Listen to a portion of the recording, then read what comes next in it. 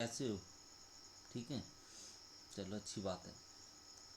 तो आपने पहले क्या पढ़ा था? रोज नामचा प्रविष्टियां करने के नियम। ठीक है, ये जो जर्नल एंट्रियां करनी थी उसके लिए रूल्स क्या थे? ठीक है, 3 रूल्स आपको बताए थे। ठीक है, वो आपने अच्छी तरह से कर लिए होंगे, तो फिर आपको ये जो जर्नल आपने तैयार करना है, जर्नल एंट्रीज करनी है, तो इसके लिए आपको किसी प्रकार की कोई मुश्किल नहीं पड़ेगी। तो हमारी प्रॉब्लम 1 है, जर्नलाइज द फॉलोइंग ट्रांजैक्शन। जो नीचे लेन देन दिए गए हैं उनकी आपने क्या करनी है? रोज नामचा प्रविष्टियाँ करनी है। ठीक है, उसका जर्नल तैयार करना है। तो सबसे पहले लिखा 2020, तो ये सन लिखा हुआ है। ठीक है, 2020 अप्रैल फर्स्ट, पहली अप्रैल की, अप्रैल को जो लेन देन हुआ है वो लिख रहे हैं। पहली अप्रैल को क्या किया है? Sitaram started business with cash ₹10,000। Sitaram का राम नाम का जो आदमी है उसने क्या किया? 10,000 रुपये लगाकर बिजनेस शुरू किया। ठीक है, फिर दूसरी ट्रांजैक्शन है हमारे पास, वो है अप्रैल 2। इसमें क्या लिखा है? Boat furniture for cash ₹3,000। 3,000 रुपये का फर्नीचर खरीदा। ठीक है, उसके नेक्स्ट ट्रांजैक्शन है अप्रैल 3 को। 3 अप्रैल को सीताराम ने क्या किया? Purchase goods for cash ₹5,000। 5,000 रुपये की गुड्स नकद खरीदी। अप्रैल 5 को क्या किया? Sold goods to Mukesh for ₹8,000। Mukesh को 8,000 रुपये का माल बेचा। तो इस लाइन में याद रखना, ये साथ में कैश शब्द नहीं लिखा, तो इसका मतलब है ये उधार में बेचा गया है। ठीक है, फिर उसके बाद है अप्रैल 8, received cash from Mukesh ₹6,000। Mukesh से 6,000 रुपये नकद प्राप्त किए। ठीक है, मुकेश को हमने 8,000 रुपये का ऊपर सामान लिखा हुआ है उधार बेचा था, तो अब क्या किया? बीच में से 6,000 रुपये हमने वापस ले लिए, यानी कि उसने हमें 6,000 रुपया दे दिया, बाकी 2,000 रुपये रह गए। ठीक है, वो बाद में ले लिए जाएंगे। फिर अप्रैल 16, पेड इलेक्ट्रिसिटी बिल ₹500। 16 अप्रैल को बिजली के बिल का 500 रुपया दिया गया। ठीक है, यानी कि 500 रुपये के भुगतान किया गया बिजली के बिल का। अप्रैल 25, रिसीव्ड कमीशन ₹600। 25 अप्रैल को क्या किया गया? कोई लेन देन किया गया था, उसमें कमीशन मिली है बिजनेस को। ठीक है, 600 रुपये की, तो 600 रुपये की कमीशन प्राप्त की। फिर नेक्स्ट ट्रांजैक्शन है हमारे पास अप्रैल 28, with Drew cash for personal use ₹100। 28 अप्रैल को 100 रुपये का कैश निकाल लिया, किस लिए? अपने व्यक्तिगत उपयोग के लिए। किसने निकाला? सीताराम ने। आप ये खुद ही समझ लोगे, ये सीताराम हम खुद हैं। ठीक है, तब आपको न्यूमेरिकल करने में ज़्यादा आसानी रहेगी। यानी कि हमने क्या किया? बिजनेस में से 100 रुपया निकाल लिया अपने घर के इस्तेमाल के लिए। ठीक है, बिजनेस का इस्तेमाल नहीं किया। ठीक है, अपने घर के इस्तेमाल के लिए वो पैसे निकालें। उसके बाद है April 30, paid salary to Madan ₹500। Madan को वेतन के 500 रुपये दिए। तो इसमें याद रखना, यहाँ पे मदन से कोई मतलब नहीं है, हमारा मतलब वेतन से है। हमने वेतन दिया है। ठीक है, कितना? 500 रुपये। मदन से कोई मतलब नहीं। ठीक है, ये याद रखना। फिर उसके बाद है अप्रैल 30, पेड शॉप रेंट ₹200। 30 अप्रैल को दुकान का किराया 200 रुपये जो बनता था वो हमने दे दिया। ठीक है, ये जो जितनी भी ट्रांजैक्शन लिखी अभी आपने प्रॉब्लम में, वो सारी की सारी पहले आप कॉपी में नोट कर लो। ठीक है, कॉपी में नोट कर लोगे तभी आप इसका सलूशन कर पाओगे। ठीक है, तो चलो अब हम इसके सलूशन की ओर चलते हैं। ठीक है, तो जर्नल एंट्रीज करने के लिए कहा है, तो आज सबसे पहले आपको जर्नल का जो प्रोफोर्मा है वो पता होना चाहिए कैसे बनाया जाता है। सबसे ऊपर हेडिंग में आपने इस तरह से लिख देना, जैसे ये देखो सामने लिखा हुआ है जर्नल। ठीक है, और सिर्फ जर्नल नहीं, आप ऐसे भी लिख सकते हो जर्नल ऑफ सीताराम। ठीक है, कि सीताराम का जर्नल तैयार किया जा रहा है। तो सबसे पहला कॉलम आता है हमारे पास डेट। नेक्स्ट कॉलम आता है पर्टिकुलर्स। डेट में आपने क्या करना है, जो बिजनेस की ट्रांजैक्शन हुई थी, लेन देन हुआ था, उसकी तारीख लिखनी है। ठीक है।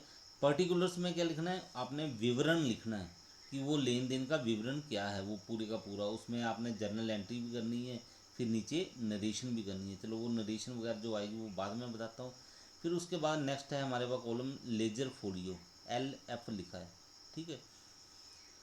तो यहाँ पे हमने क्या करना होता है, ये जो जितने भी हम एंट्रीज करेंगे, डेबिट क्रेडिट, ठीक है, तो उसकी आगे एक लेजर भी बनती है। ठीक है। वो आगे आप पढ़ोगे तब पता चलेगा। ठीक है। अगर +1 में आपने पढ़ा हुआ है तब तो पता है आपको। ठीक है।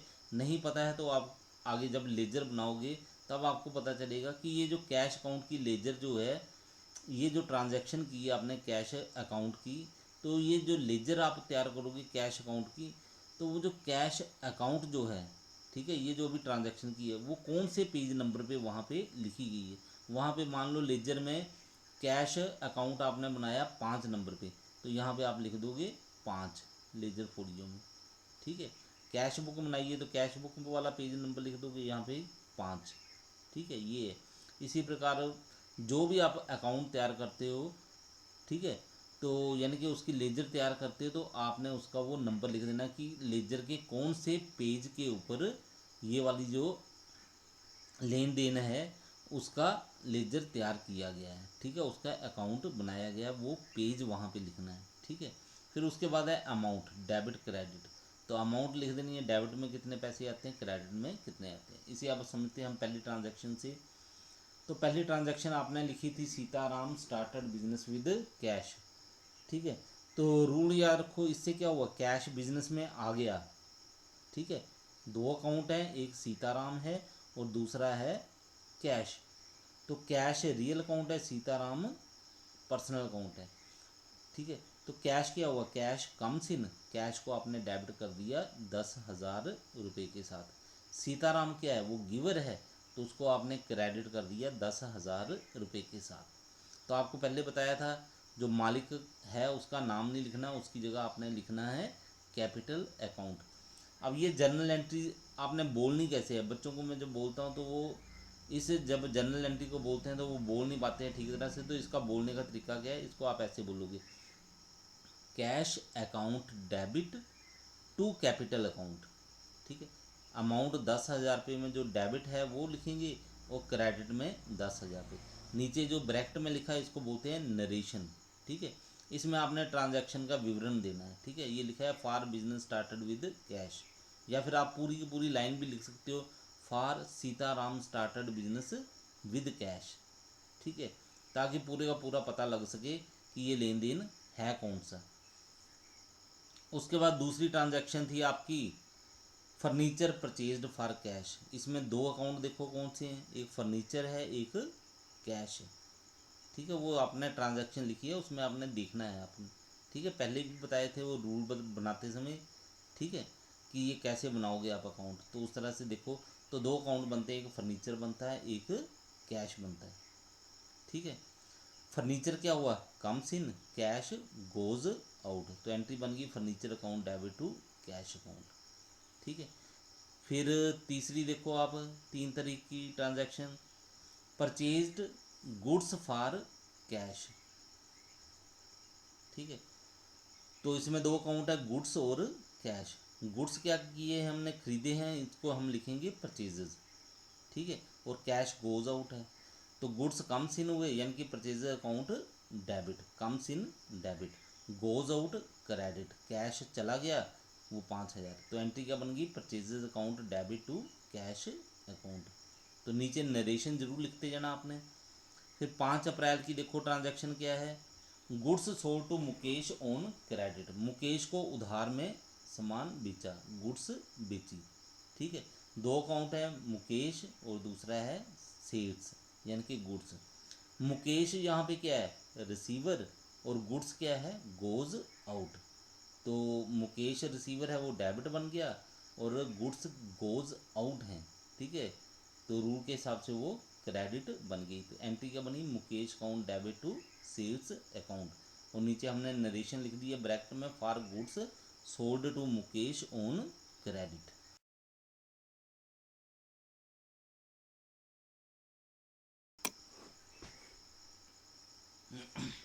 चलो नेक्स्ट ट्रांजैक्शन है हमारे पास, cash received from Mukesh. Mukesh से कैश प्राप्त किया, कितने, 6,000 रुपये। तो इसमें दो अकाउंट है, एक कैश और दूसरा मुकेश। कैश कौन सा अकाउंट है, रियल अकाउंट। तो रियल अकाउंट के हिसाब से क्या हुआ, कैश कम्स इन, तो इसलिए डेबिट कर दिया। मुकेश क्या है, मुकेश पर्सनल अकाउंट है। पर्सनल अकाउंट में क्या रूल बना हुआ है, गिवर, ठीक है, debit the receiver credit the giver. तो ये मुकेश क्या है, गिवर है, तो मुकेश को हम करेंगे क्रेडिट, ठीक है। तो यहाँ पे थोड़ा सा आपने देखना गलती हो गई है, कैश अकाउंट 6,000 यहाँ लिखा है और क्रेडिट की अमाउंट भी आगे ही सीधी लिख दी है। वो है आपने ऐसे नहीं लिखनी है, आपने क्या करना है, मुकेश जो हुआ है मुकेश के सामने लिखोगे, ठीक है। मैं थोड़ा सा इसको फिर दोबारा कट करके लिख भी देता हूँ, ठीक है। तो इस तरह की गलती नहीं करनी है हम लोगों ने, ठीक है। ये कर दिया मैंने, ठीक है। तो जो अकाउंट बना हुआ है डेबिट, वो उसके सामने डेबिट की अमाउंट लिखोगे, क्रेडिट के सामने क्रेडिट की अमाउंट लिखोगे, ठीक है। तो गलती नहीं करनी है इस तरह की कोई भी, जो भी मैंने की है, ठीक है। यहाँ तो मैंने सुधार कर दिया, लेकिन पेपर में आपने लिख के पेपर जमा कर दिया, फिर तो आप सुधार नहीं कर पाओगे कुछ भी, ठीक है। तो आगे नरेशन कर दी, for cash received from Mukesh. तो नेक्स्ट ट्रांजैक्शन है 16 अप्रैल की। इसमें क्या था, इलेक्ट्रिसिटी बिल पेड 500 रुपये। तो इसकी एंट्री, इलेक्ट्रिसिटी बिल क्या है, ये नॉमिनल अकाउंट है। नॉमिनल अकाउंट का रूल क्या है, debit all expenses and losses, credit all incomes and gains. तो इलेक्ट्रिसिटी बिल क्या है, ये एक्सपेंसेस है, हमारे लिए खर्च हो गया है, ठीक है, व्यय है, ठीक है। तो इसको हमने डेबिट करना है, डेबिट कर दिया। कैश क्या है, रियल अकाउंट है। रियल अकाउंट को हम क्या करेंगे, रियल अकाउंट को हम करेंगे रूल के हिसाब से, debit what comes in, credit what goes out. तो कैश गोज आउट हो गया है, ठीक है, तो कैश को हम क्रेडिट करेंगे। तो यहाँ भी देखना, मुझे लग रहा है अमाउंट लिखते समय गलती होगी है। ये अमाउंट जो है 500 रुपये, ये क्रेडिट साइड में नरेशन के सामने लिख दी है, ये थोड़ा ऊपर होना चाहिए था यहाँ पे, ठीक है। अब बार बार डिलीट करके थोड़ा सा मुश्किल पड़ जाएगा, ठीक है। तो आप इसको ठीक कर लेना, ठीक है। तो आपने क्या करना है, ये कैश अकाउंट के सामने ही लिखना। अगर फिर अभी मैं करेक्शन करूँगा टाइम ज़्यादा वेस्ट होगा। चलो ये लिख दिया। फिर उसके बाद नेक्स्ट ट्रांजैक्शन है, कमीशन रिसीव्ड ₹600, 600 रुपया कमीशन का प्राप्त किया, ठीक है। तो कमीशन प्राप्त की, तो इससे क्या होगा, कैश हमारे पास आएगा, ठीक है। दो अकाउंट बनेंगे, एक कैश एक कमीशन। कैश कौन सा है, रियल अकाउंट। कैश हमें प्राप्त हो गया, 600 रुपया हमने डेबिट कर दिए, कैश कम्स इन, ठीक है। और ये जो कमीशन है रिसीव्ड लिखा हुआ है, तो ये क्या हुआ, ये हमारे लिए इनकम है, नॉमिनल अकाउंट का रूल लग गया, ठीक है। तो इसमें क्या था, debit all expenses and losses, credit all incomes and gains. Commission क्या है, इनकम है, तो ये क्रेडिट होगी 600 रुपया, बिल्कुल कमीशन के सामने लिखना है यहाँ पे, ठीक है। तो मैंने तो ट्रांजैक्शन लिखते समय अब गलती हुई है, आपने ऐसे गलती नहीं करनी है, ठीक है। ये पहले भी गलती की हुई है, वहाँ भी गलती हो गई है, ठीक है। तो चलो अब सुधार ही लेता हूँ, नहीं तो फिर गलती हो जाएगी दोबारा से, ठीक है। तो आप लोगों ने नहीं करना ऐसे कुछ भी गलत।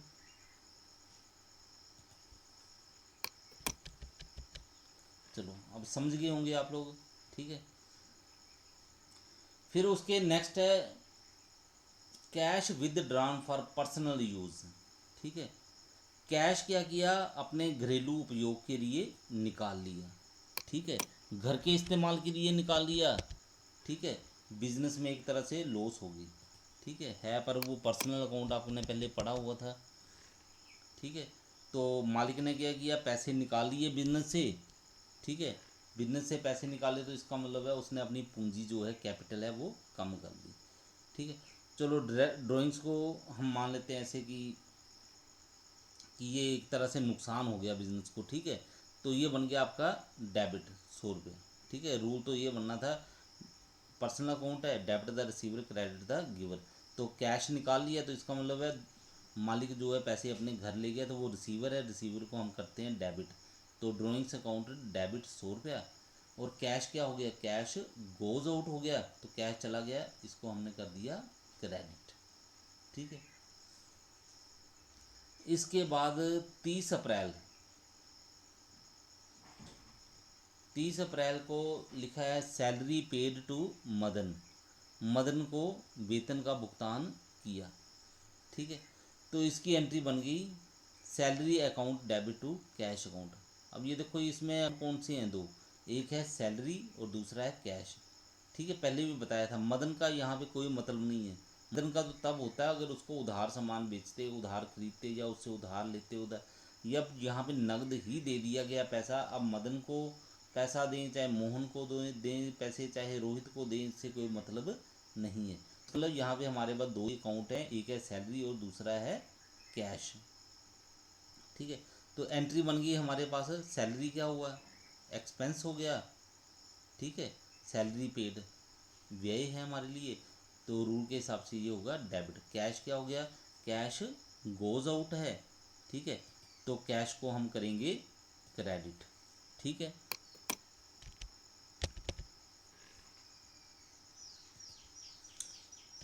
तो ये हमारे पास एंट्रियां हुई हैं। ठीक है। तो एक और था बीच में, वो ट्रांजैक्शन हमने लिखी नहीं है यहाँ पे, मैंने क्वेश्चन यहीं पे ख़त्म कर दिया। ठीक है। वो एंट्री आपने खुद कर लेनी है, वो इलेक्ट्रिसिटी बिल पेड, तो वो मैंने छोड़ दी है, वो आपके लिए कहा गया है, आप ये एंट्री करके मुझे बताना भी उसकी एंट्री आपने क्या की है। ठीक है। तो यहाँ तक पूरा समझ गए आप लोग।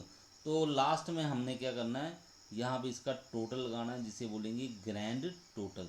तो ऊपर जितने भी दिन हैं उनकी का ऐसे जोड़ लगाओ, टोटल आ गया इधर 33,700 डेबिट साइड में। क्रेडिट साइड में देखोगे इधर भी टोटल आएगा 33,700।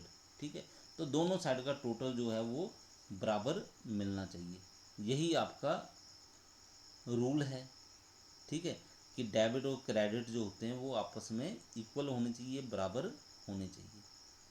ठीक है। तो जर्नल समझ गए होंगे।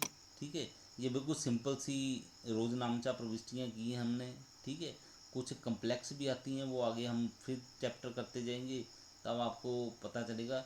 लेकिन ये बिल्कुल बेसिक सी एंट्रियाँ थी, आसान सी थी,